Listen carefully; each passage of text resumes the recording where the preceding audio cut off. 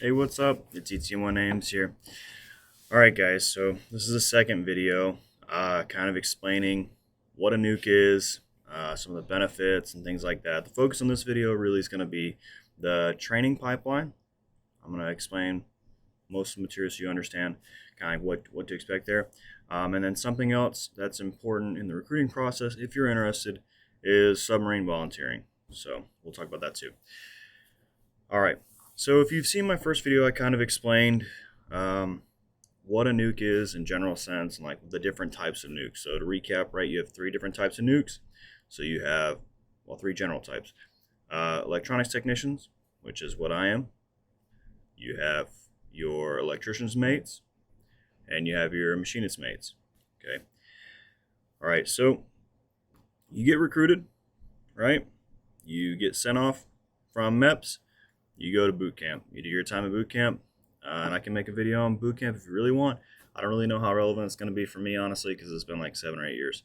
So then after boot camp, right, in boot camp is where you get assigned to your rate. You'll talk to one of the nuclear chiefs there. There's probably like two. You'll talk to them a little bit. That's why it's important that you are informed now, because they're not going to have a lot of time to explain what's up. You'll tell them what you would like.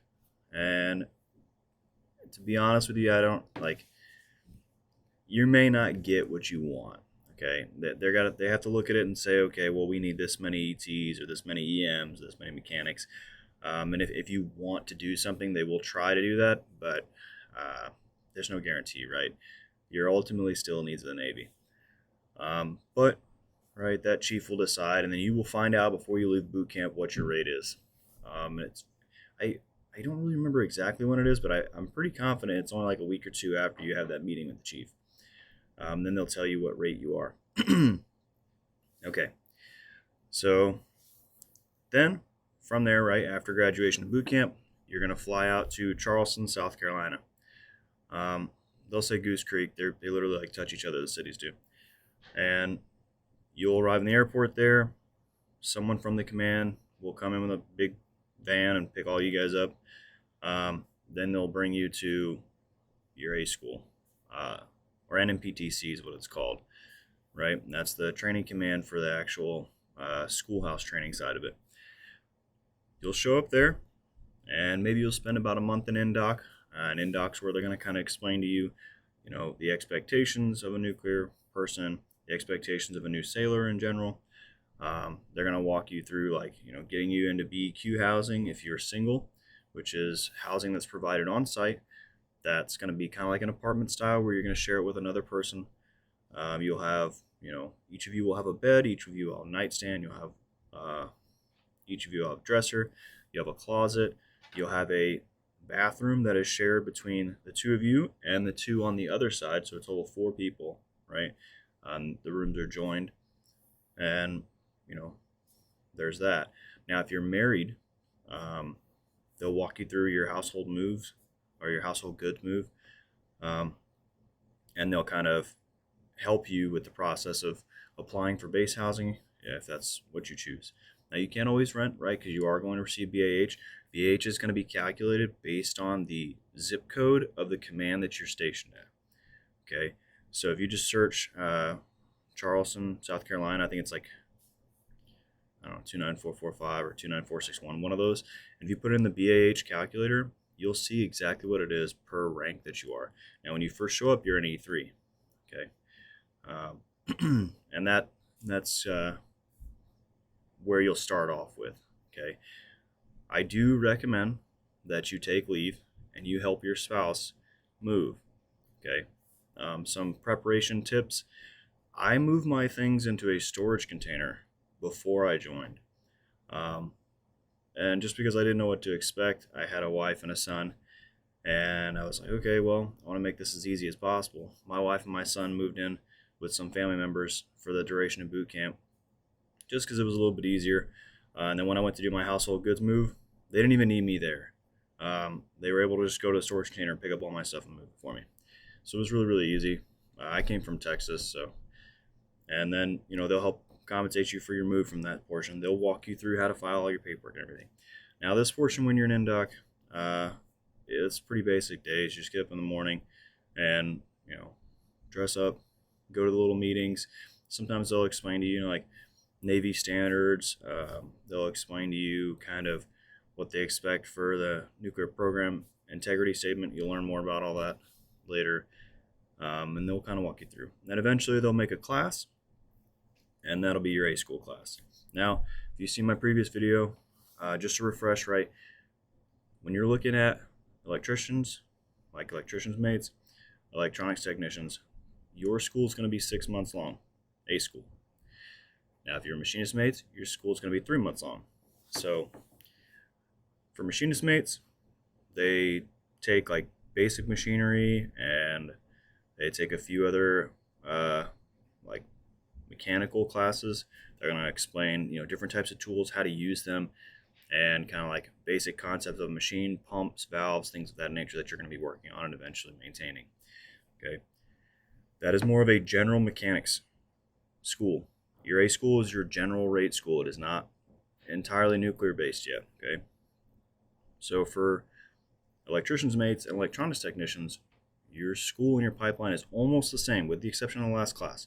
So all of us are going to take basic math to include the mechanics. And when they say basic math, they're talking really, really basic. Okay, this is not complicated. It's because people come from different walks of life all over the Navy, and so we need to make sure that everyone at least has the ground fundamentals. You're talking like you'll start off from long division and multiplication, and work your way up that way. So it's actually really, really easy. Then you'll progress into if you're on the electrician side and electronics technicians, you'll go into basic electricity, okay, because that's very important for your job. And the classes slowly start to ramp up, right? Basic electricity, it's going to have a lot of concepts about electricity, how it flows, how it works, different concepts, terminology. And then after basic electricity, right, you'll go into electrical fundamentals. And that's going to kind of talk about like actual pieces of equipment we're going to use, different types of transistors and things like that, how to identify broken ones and like things like that. And after you've gone through that portion, right, then you'll start going to the digital electronic side and learn digital systems, how they function, how they process things, how to read circuit drawings, and be able to actually, figure that out. And then the last portion is where they kind of split off.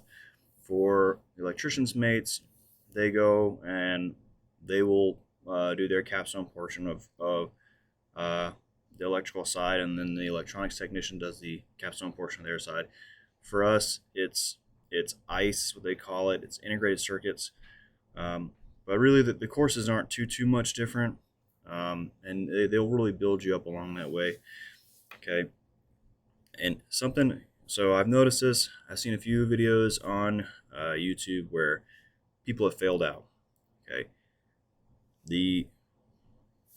you already have proven, if you've been selected as a nuke, that you have the intelligence capability to do this job.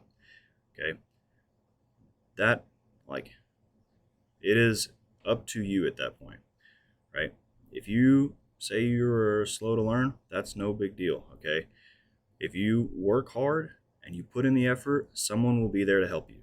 Okay, whether it's your classmates or it's your instructors, whoever it may be, someone is going to help you. We need hardworking people, not necessarily always the smartest, right? You've already proven to be in the top of the entire military and intelligence, so you can do the job. It just, is now whether or not you can do it in the time frame that they ask you to do it in, which is really the hard part for a lot of people, because the coursework is very, very quick. 6 months sounds like a lot of time, but it's really not a lot of time for the amount of concepts you're learning. And that's really the key portion here is you put in your work and you ask for help when needed, okay? And there will be somebody there to help you. Now, in this time frame, right, the passing grade is a 2.5 out of a 4, okay? As you go through, if you start to have trouble, they will put you on what's called plus hours. Usually everyone starts off on plus hours, which is just required study hours outside of the working day. You're not in class that long. It's only like an 8-hour day, so it's not that bad, right? So the way they'll do it is they call it TAC hours. You'll hear a few people explain that on YouTube. Your TAC hours are just going to be the first numbers, the total amount of hours you have to put in throughout the week. And then the second number is the amount of hours individually for the day. So if you run 15 TAC 2s, that means you have 15 hours you have to complete total for the week and 2 hours per day minimum, which is pretty reasonable because a lot of people come in like an hour before class and then stay an hour afterwards to do their homework. All your homework is going to be classified, so it will only be done in the building. You won't be able to take it home. You won't be able to study outside of the building. So all your work is going to be in there. So it isn't that hard to do study hours when you're already in the building, right? That's something that you're going to need to explain to your spouse as well, because you're not going to be at home as much, right? You may end up having to do 10 hours, 11 hours a day. So it's important to understand that and be transparent with your wife or on your schedule, or your spouse, whatever you do. Then after A school, when you graduate, right? I think I've talked about this before, but you have to pass your physical readiness test and meet the body composition assessment standards, which is make sure you're still in shape. After you pass that, we call it the dash for cash. And the reason we call it that is because once you pass that, you get automatically advanced to E4. At that point, you will start getting E4 BAH and E4 pay. It's almost instantaneous. Okay. And then, right, you'll go to what they call T-track, which is just a transitionary track. Sometimes they hold the classes so that, like, your A school class is individual rates, but your PowerSchool class is all 3 rates combined because you're all going through PowerSchool together. Now, there may be some nuances in your classes, like say for the mechanics, they may take a few more mechanic-based classes, whereas the electricians or the electronics technicians, they're going to be taking, more on the digital side of things or more on the instrumentation and control side of things. But for the most part, a lot of your classes are the same. So you all start at the same time. You may have to sit in T-track for a month to 2 months so that they can get enough A school classes graduated to combine a PowerSchool class. Okay. And in that time frame, it's actually relatively chill. So you'll stand basic watches, which is pretty much, so you'll go through and you'll do under instructions, and you'll stand watches, security watches around the base or security watches in the school or whatever it may be, and they'll teach you how to do that, and they'll teach you how to communicate with others and go about that process. And then you'll just have your normal rotations, right? And you may only work, it depends on the quantity of people, but you may only work 1 out of every 3 days, and it could be a really good deal. Then you'll start PowerSchool. You'll hear this thing called Power Prep. Power Prep is if you had a trouble in A school, and if you've shown to be kind of on the slower learning side, which is fine, right? They'll take you into Power Prep, which is just pretty much a quick refresher, so that when you do run into math again, and when you do run into the later portions of physics and chemistry, you aren't trying to remember what you learned in A school. That's really what it's for. It's only a few weeks long, and then you'll start up class with everybody else. And I can't even tell you the guys in my class that were in Power Prep because I don't remember, and I don't even know if they remember, honestly. It's pretty brief. And then you all start PowerSchool together. PowerSchool, there's going to be a whole bunch of classes. You're going to cover everything from the actual nuclear side of it to where you understand the fission side, you understand the chemistry side of it, the physics of it, you understand the fluid dynamics side of it, heat transfer, fluid flow. You're going to cover how the systems actually interact with each other between the reactor and all the other steam side. And that's all the stuff you're going to cover. Some people find it really interesting. I thought it was pretty cool. Some people, it's just not their thing. But again, right, you get out what you put in. So if you put in work, and even if you're a slow learner, you're in there studying, working hard, somebody's going to help you, right? Because that's the work ethic that we want. So as long as you put in work, you're golden, right? And TAC hours still apply. So that's still a thing. You will still have a comprehensive exam that you're going to have to pass at the end. And another portion I didn't cover, radiological fundamentals. You're going to have to study that portion too. And some people really like that. But you'll see what you like. And you'll just focus, put in work, and do your best, right? Now, I'm going to talk about this later on in a different video about advancement and like tips to success. But the more work you put in and the more you focus to learn this material, it will help you with advancement. I'll explain that in another video because I got advanced in the pipeline because I put in a lot of work and because I really tried hard to learn the material. And I'll explain why that'll help you later. But, right, and eventually you make it to the end of PowerSchool and you have to take your comprehensive exams. And then, you go from there. One thing that I didn't explain. So, from the time you start the nuclear pipeline, and say you remain a nuke the entire time, right, until the end of your career, all of your exams are going to be short answer, okay? Meaning that you're going to have to write out your answer. There's no multiple choice. There's no true or false, okay? It is all that way. The math problems and the chemistry problems and the radiological fundamental problems, all of them are going to be, they're going to give you a problem statement, they're going to give you some kind of, given material, and you're going to have to calculate and explain it. So you show all your work, right? And you're going to explain as much as possible on a, big sheet of paper and go from there, okay? That's kind of a different tone for a lot of people, right? Because when you go through high school and even college, a lot of times you end up getting multiple choice and things like that. And unless you've taken the SAT, you probably really haven't done much for essay questions. So that's kind of a different base for a lot of people. And it can be difficult at first, honestly, because you're like, well, I don't even know how to answer this question. I don't know how to like fully answer the whole thing. And you'll get the hang of it. They will explain that to you and they will walk you through it because it is such a change of pace. All right, so now you graduated PowerSchool. You've taken your comp. You crushed it. You guys all throw this big party. And now you're transitioning off to prototype. Prototype is at a physical different location. They're in the same town. It's literally down the street, like 2 miles, 3 miles. If you get chosen to go to prototype in Charleston. We have 2 prototype options. So you have the Charleston option, which is where I went. You have different boats that are out there that are moored to the pier, and they're fully functioning reactors and steam systems. So you are going to operate just like on a boat, okay? Or you can go up to New York, Boston Spa, New York. And now when I was going through, right, my class was the last one to get accepted to go up there because after that they were shutting down one of the plants, I think decomming the other. It's not exactly the same experience.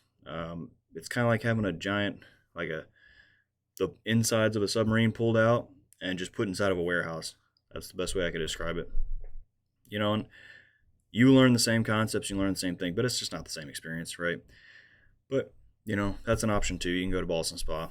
Some of my buddies went there and they really enjoyed it. So, but yeah, so that's it. That's the options. They will ask you in PowerSchool where you would like to go. Everyone I know that wanted to go to New York got to go to New York. And I don't know of anyone who, wanted to go to like say Charleston and went to New York. All of us got what we wanted. Assuming, right, they are accepting students up in New York. Okay. Now, then eventually, right, you will do a slight move, that's what they call it, where if you're single and you are living inside A school and PowerSchool BEQ housing, you will be moving out. At this point is where you're going to go find somewhere to rent, because even though you're not an E5, right, you are going to receive BAH because there is no housing for you a lot other than that. So this is where you probably want to pair up with some of your good buddies and you guys want to rent an apartment together and kind of go from there. You can end up, pocketing a good amount of money and then go from that portion. Now, if you're married, right, and you were already in base housing, it doesn't affect anything. And if you were, or if you're renting ahead of time, it doesn't affect anything. So it usually is a pretty good advantage for a lot of the other guys, for the single guys, so that they can actually, receive BAH. They enjoy it, and they get a little more freedom and, kind of like transition to be more of an adult for people who just joined from high school, because they don't really have that opportunity prior to that. Now, at this point, right, you go to prototype, and I'm going to explain from the Charleston perspective, right? I assume New York is the same way, but you'll go there, you're going to do your in-doc period again, but this time they're going to talk to you about like the general site policies. They're going to talk to you about, inclusion, diversity, all that kind of stuff, and make sure that you understand, what the Navy stance and the nuclear stance is on all of that. Then you'll start your 7-week period, which is up in one of the buildings on one of the floors where you do a lot of like classwork. This is where you're assigned to a boat.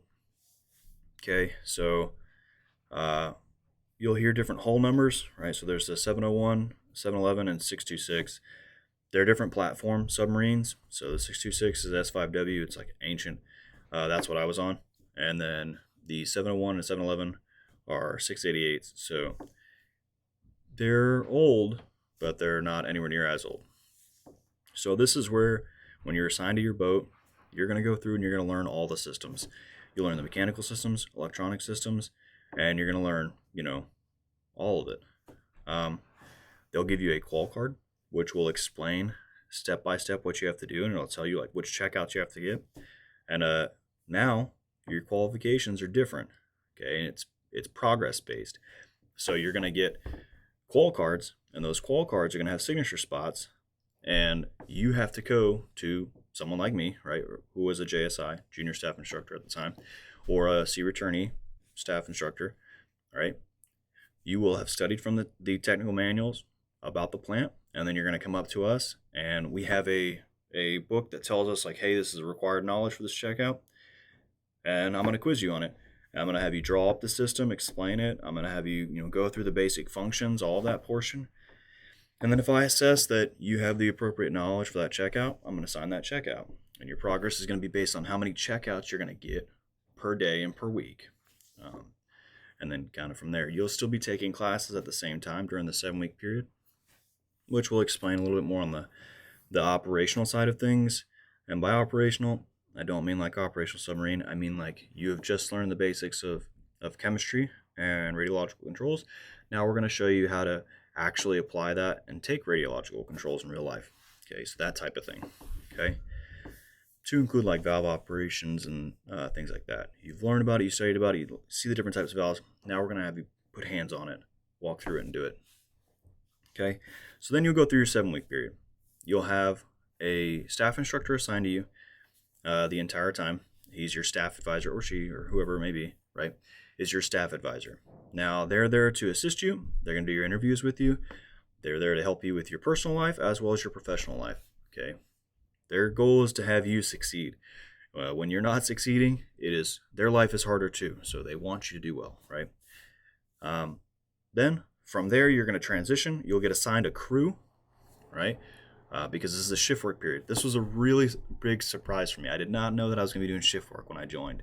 And it's not like shift work like in the civilian world sense for the most part. Nuclear side it is, but most people have never experienced nuclear shift work before this, because the reactor has to be manned 24/7, right? And all the watches are manned 24/7. So prototype does it by using rotating shift work. So you'll get assigned to your crew. I was crew echo, so you go to crew echo in my scenario, right? And sometimes your advisor comes with you from 7-week, and that's what happened in my case. So I kept the same advisor, and then we roll into doing all checkouts and all work on the boat. But this is where I'm going to start standing watches as under instruct. So a qualified person who can stand that watch and knows a ton about it is going to be the guy sitting right next to me, making sure that I understand what I'm doing and that I can handle everything. And if anything goes wrong, he's taking over. He's making sure everything's safe, right? Okay, so that's pretty important.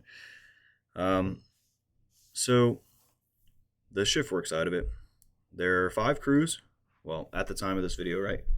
They're always trying to improve, so they could change it. There are 5 crews.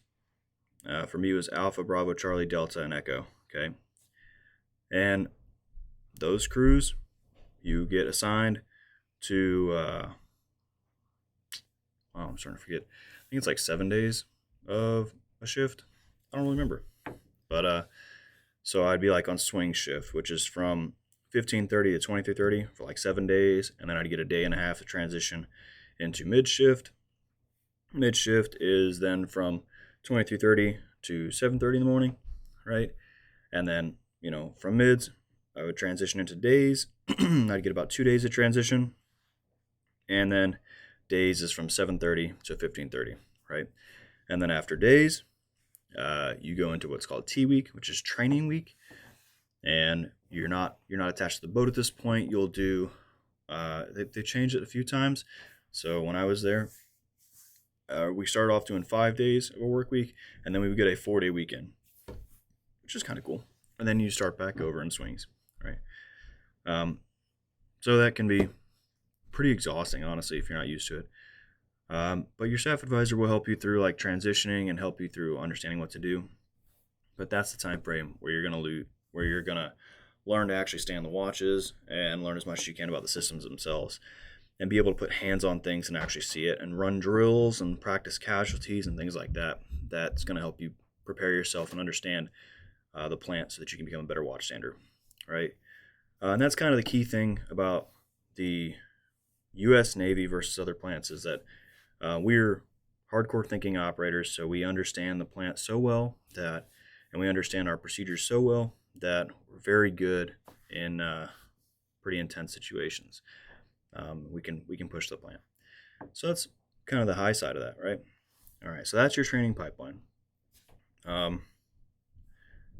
Well, the last thing is you will take 2 exams in that time frame, or 3 exams in that time frame, also short essay, and then your conclusion, like your portion where you're going to get qualified, is an oral interview. It's a board.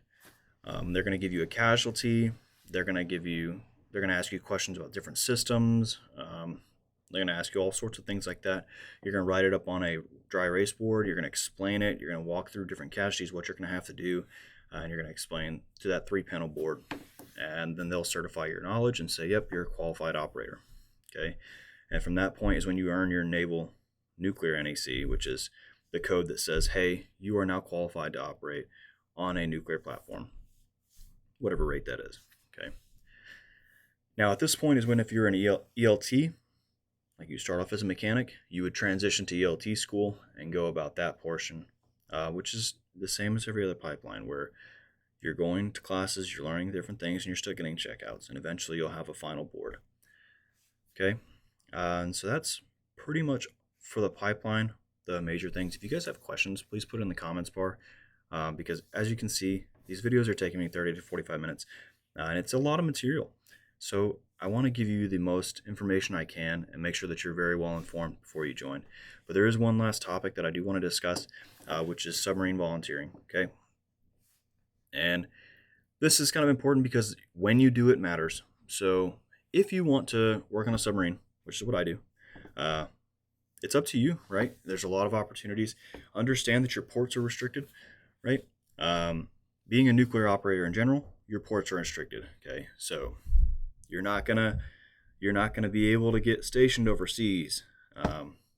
It's overseas ports don't really accept that many nuclear vessels. So the options are going to be, right, Connecticut, which is where I'm stationed right now, Virginia, and you have Kings Bay, which is for more on the boomer submarines. Those are the ballistic missile submarines.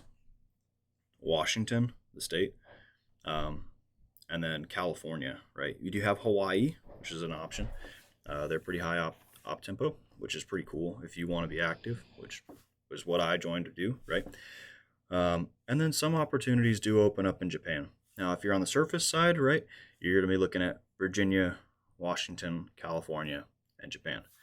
Now, if you want to be on a submarine, right, the advantages of a submarine is we, unlike a carrier, we have fewer people, right? So instead of having one person do one job, I'm responsible for all the jobs in my rate. So I become a pretty hardcore master of my craft because it's out of necessity, right? So that's an option. It's really up to you if you want to submarine volunteer. You do get paid for it. You get paid sub pay. You will get paid sub pay throughout the pipeline, but not during the pipeline. Okay, so for example, I volunteered for submarines when I was in MEPS. I met a dude that was a sub vol, and I talked to him, and I was like, wow, that sounds like pretty cool option. Like, I'd love to go out there and put warheads on foreheads. That sounds awesome. You know, like, that's what I want to do. So I volunteered right then and there. I was like, this is awesome. So I didn't get my submarine pay until after I graduated prototype. And then I got back paid for submarine service all the way to the time where I volunteered, which was like the day you ship out for boot camp, right? That's a pretty good chunk of pay, right? So it's like $150 a month is what it adds up to be. And it goes up per rank and per time in service. So you can look up the submarine volunteer charts on DFAS's website. That's DFAS, DFAS. Okay. And you can actually see if you're interested in that. Now, that kind of is what separates us out from a lot of other people, right? Because your sub pay starts to pick up. I think I get like $370 a month right now for sub pay because I'm an E6 over 6 years in service. So that does help, right? And I get my nuclear pay on top of that. So that's all awesome. Like it all starts to add up. Every little bit counts. So that actually is a pay difference between, you know, someone who's getting sub pay, who is an E4, is like getting more pay than someone who's not getting sub pay and is an E5 and non-nuclear rate. So you do get paid more from the start because of it. But when you volunteer matters, okay? So if you volunteer for submarine service whenever you're in prototype, you're only going to get it from that time that you did it. So, you know, there's that. It's up to you. I just want you to make an informed decision. And obviously, you know, it's your preference. If you guys have any questions or whatever, and you want anything in specific, or you have questions about some of the content that I put out, or maybe I wasn't clear enough on something, put it in the comments. I'd be more than happy to make another video. This is solely to help you guys, okay? This doesn't really benefit me, but what will benefit all of you guys that are joining, whether you want to do the job, or maybe you decide that it's not for you, which is also perfectly fine, right? There's a ton of other careers in the Navy, in the surface fleet, subfleet, or, you know, maybe you want to go to another branch. There's a whole bunch of opportunities in different branches too. But either way, at least this way you'll be informed when you decide. So if this video was helpful, go ahead and click the like button. And you're welcome to subscribe. At this point, I've got like 2 videos. I'm going to make more, though, explaining all the nuclear stuff. And eventually, I do want to talk about like the benefits of becoming a nuke, and then the ways to succeed as a nuke. I think that'll be very helpful. Yeah, so hey, thank you for watching. If you have any questions or comments, put it down below. Thanks.